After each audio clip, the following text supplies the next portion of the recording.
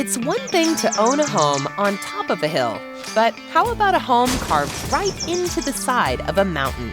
This massive mansion is built into Salt Lake City's Mount Olympus. At over 13,000 square feet, this one-of-a-kind beauty is listed at $6 million. Known as Mount Olimpo, it's the only home that has been built on the mountain, and no others will be allowed. An architectural marvel, the 5-bedroom, 7-bathroom home on a 15-acre lot is an entertainer's dream.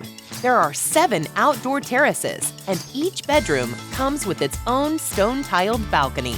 And if the views weren't enough, there's a wine cellar, a home theater, and a gorgeous bar.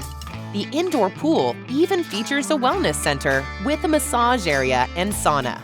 So if you're looking for your own castle on the side of a mountain, this property is sure to rock your world.